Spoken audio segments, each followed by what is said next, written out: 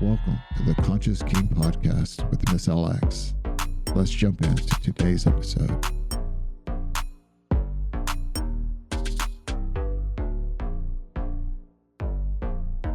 All right, everyone. Well, we are here tonight with the lovely and beautiful My Goddess Witch here. And she's new here, everyone. So I have no idea what her question is. She's new here, but we're going to meet her. So My Goddess Witch, why don't you go ahead and unmute that mic and we can jump into it tonight. How you doing tonight, girl? I'm doing fantastic. How are you doing, my lovely? I am awesome. I'm so glad to be with you. So glad to meet you officially for the first time. Everyone, give it up for Goddess Witch over here volunteering to go first when she never showed up before. All right. Hey. Welcome to the fam. Welcome to the fam. So, what's going on? How can I help you? So I have a 24/7 situation happening, and I've got a sub that is a wonderful, wonderful sub. Does everything that he's requested to do, and really serves very well when the focus is here and it's the weekend and, everything. We have tons and tons of time together. They recently started a new job, and they're Monday through Friday. And of course, that takes up a huge chunk of the time. And so we find we struggle just a little bit to maintain our submissive mindset. So what we've done so far is every morning at 7 o'clock, we've issued a protocol where we meet in the dungeon and we either do spanks or we do, drills for hand signals or slave positions or things like that. But we think we need maybe some extra protocols or rituals throughout the day, or just little things that could help to keep that subby mindset going throughout the week so that it's not such a flood on the weekend and then kind of a dry spell. Yeah, absolutely. This is such a common question. And so I'm going to kind of do some digging here. If you've listened to the podcast before, I like to dig around a little bit. So, when you're mentioning this dry spell that you're trying to avoid during the week, other than obviously the busyness and the schedules, what do you think is contributing individually to that dry spell? In other words, what are the other maybe challenges because of the time limitations or the scheduling limitations that you're running into individually that you feel you're not able to come together and connect, if that is making sense? If I think I'm understanding correctly, maybe one thing that we're missing on is we don't feel that there's enough service happening. We are in a service-oriented relationship, so that's really where they feel most fulfilled and where I feel most fulfilled with them. And during the week, they're just not able to do quite as much of that service. They still do as much as they can, but being so time limited, it's just not what they would like or what I would like. So there feels like there's a miss there. Okay. Yeah, you totally were picking up what I'm throwing down with that question. So that is exactly what I needed to know. Perfect. So not enough service. So let me look at you here as the dominant in this dynamic. Let's just go a little, let's go in fantasy land for a minute and just go, time isn't a factor, schedule isn't a factor, distance isn't a factor.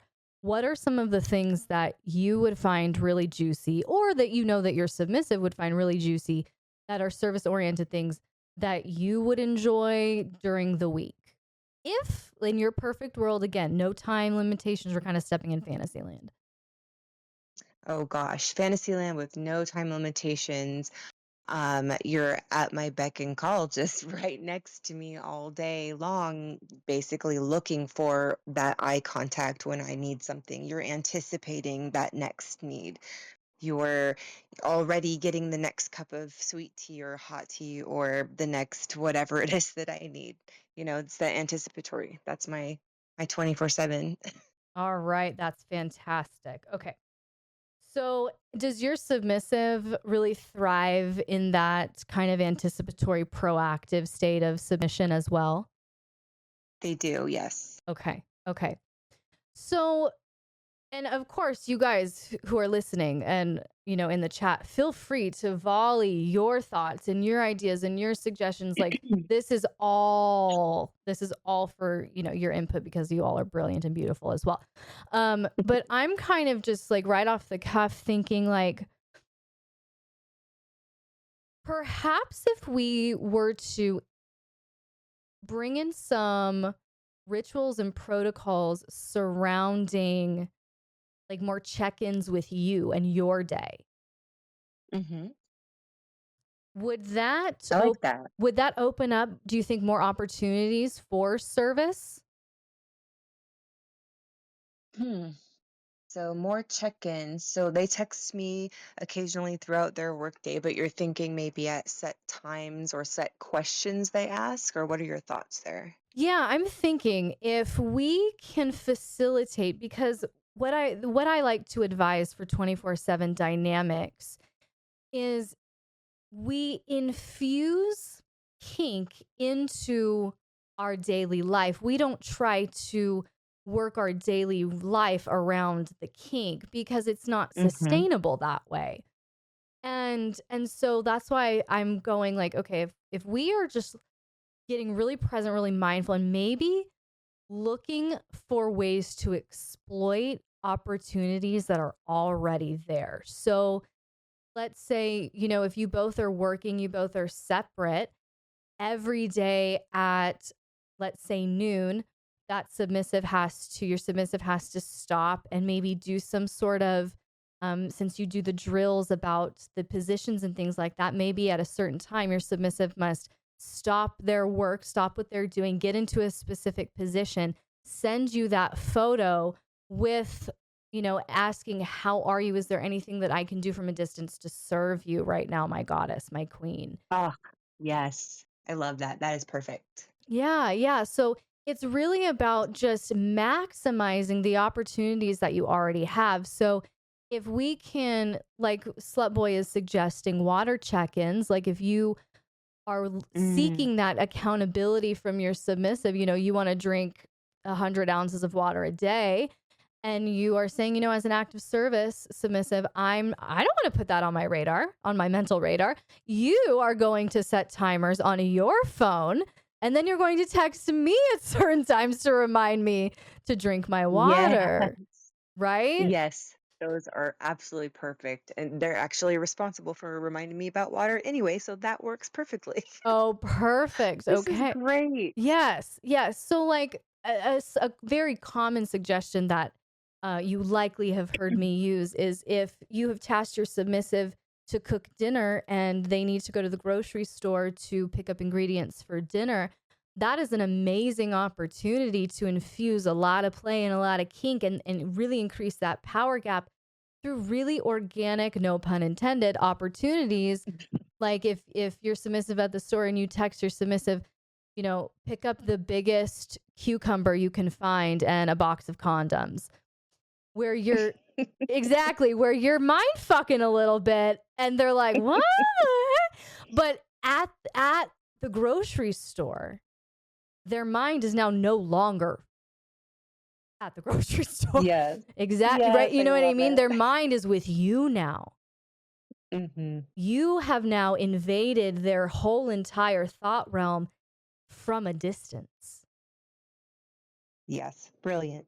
Exactly what I needed. Thank you. Awesome. Because distance, I get these questions all the time from long distance dynamics and things like that. And really, that power gap does not depend on proximity to be effective. If you know what drives your submissive to their knees, you can cue that from another country. Mm-hmm. And so, you're very intentional with your drills and your daily spankings and things like that. I would include some novelty in that. Maybe the ritual is every day your submissive meets you in the dungeon, but you don't tell them what for.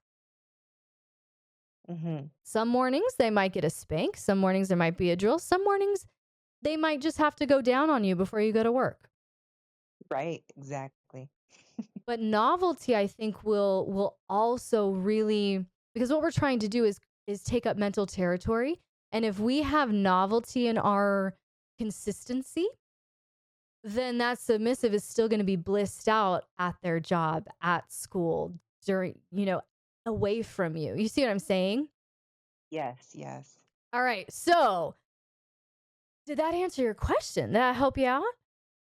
It absolutely did. I got some wonderful, brilliant suggestions, and I cannot wait to put them into play, and I will keep you guys updated. Yes, please do. And again, feel free to browse all these other great suggestions that are coming in from the peeps here. But yeah, girl, I can just tell in your energy, like you are so just naturally gifted at this, and you know how to hold space, and you know how to take up that territory. Like I feel it in your energy, I hear it in your voice, and I think all you needed was a little bit of creative brainstorming to get you going, and I hope we were able to do that for you. Absolutely right. Yes, thank you so much. Good. I'm so glad.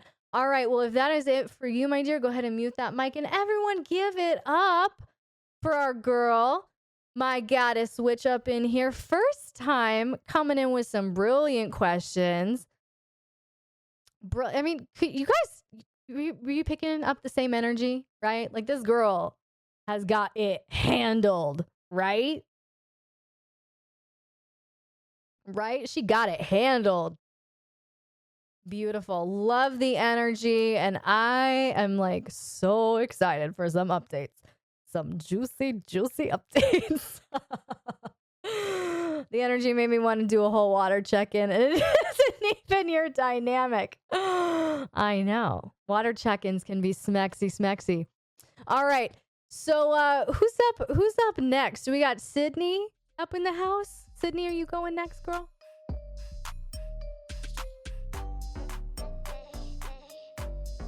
Catch the rest of this conversation in the next episode.